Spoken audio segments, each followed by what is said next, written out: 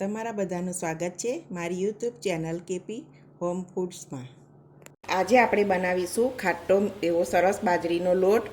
તો તમે આ રીતથી બનાવજો એકવાર, બહુ સરસ બનશે। તો ચાલો આપણે રેસીપી શરૂ કરીએ। અહીંયા આપણે એક વાડકો બાજરીનો લોટ લઈ લીધો છે, 2-3 ચમચી તેલ। હવે એને સારી રીતે મિક્સ કરી લઈશું।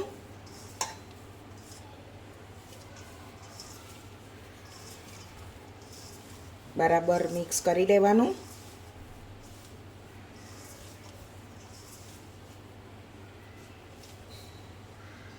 તો આપણો સરસ લોટ મોવાઈ ગયો છે।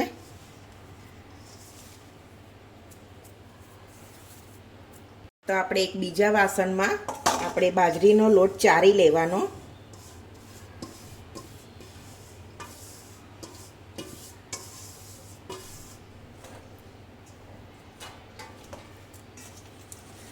આ રીતથી બનાવશો તો એકદમ સોફ્ટ અને બહુ સરસ બનશે। તમે લોટ મોયા વગર બનાવશો તો આવા ગાંઠા પડી જશે।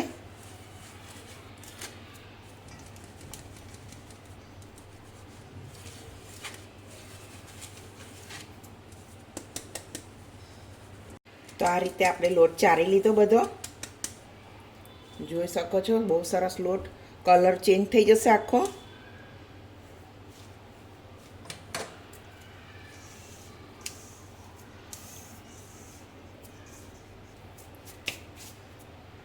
હવે આપણે એક મિક્સર જાર લઈ લઈશું। એમાં 2-3 લીલા મરચાં અને લસણ, 8-10 કરી લસણ લઈ લઈશું। એને વાટી લઈશું આપણે। તો આપણા મરચાં અને લસણ વટાઈ ગયું છે। તો આપણે એક કઢાઈ લઈ લીધી છે, 4-5 ટેબલ સ્પૂન જેટલું તેલ। તો આપણે લોટ માટે એક વાડકો છાશ લઈ લીધી છે। તમારી પાસે દહીં હોય તો તમે દહીં પણ લઈ શકો છો। તો છાશ અને અડધો વાડકો આપણે પાણી લઈ લઈશું। તો આપણું તેલ ગરમ થઈ ગયું છે। તો 1 ચમચી જીરું ઉમેરી દઈશું, લસણ અને મરચાંની પેસ્ટ બરાબર સાતળી લઈશું।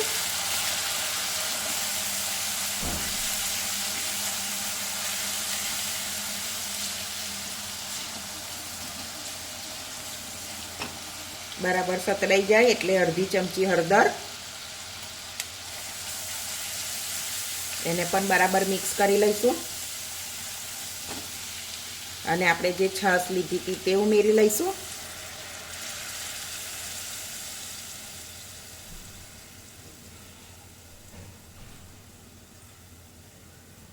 સાથે અડધો વાડકો પાણી પણ લઈ લઈશું। બરાબર મિક્સ કરી લેવાનું। આપણે સ્વાદ પ્રમાણે મીઠું લઈ લઈશું। હવે એને બરોબર ઉકળવા દેવાનું છે પાણી, છાશ બધું ઉકળવા દઈએ બરાબર।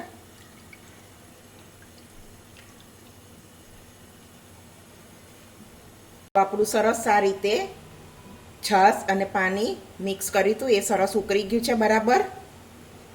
હવે આપણે લોટ મોયો તો તે ઉમેરી લઈશું।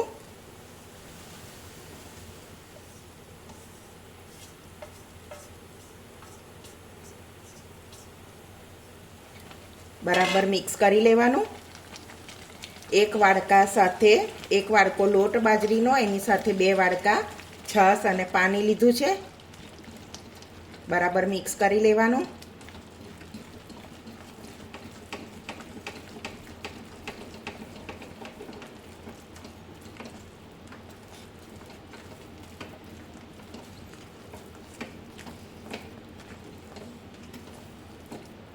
તો આપણો બરાબર મિક્સ થઈ ગયો છે લોટ,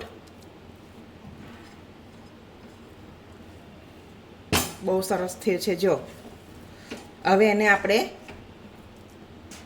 10 મિનિટ ઢાંકી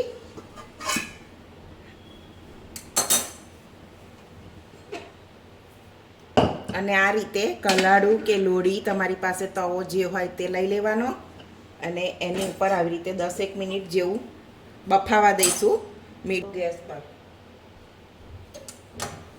બહુ ફૂલ ગેસ નહીં રાખવાનો, બહુ ધીમો પણ નહીં રાખવાનો. તો આપણે જોઈ લઈએ આપણો લોટ મસ્ત બફાઈ ગયો હશે. તમે જોઈ શકો છો બહુ સરસ સોફ્ટ એવો લોટ બની ગયો છે. જો તમને બતાવું એકદમ ફ્લફી થઈ ગયો.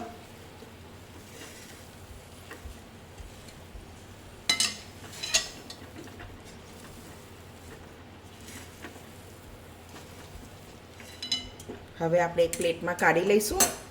તો આપણે ઉપર ઘી લઈ લઈશું, સાથે લસણની ચટણી છે.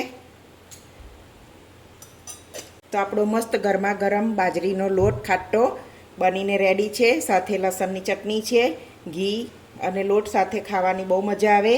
તો તમે પણ એકવાર જરૂરથી આવી રીતે ટ્રાય કરજો. મારી રેસીપી ગમતી હોય તો વિડીયોને લાઈક કરજો, મારી ચેનલને સબસ્ક્રાઈબ કરજો. તો હવે મળીશું એક નવી રેસીપીમાં. ત્યાં સુધી બધાને જય શ્રી કૃષ્ણ.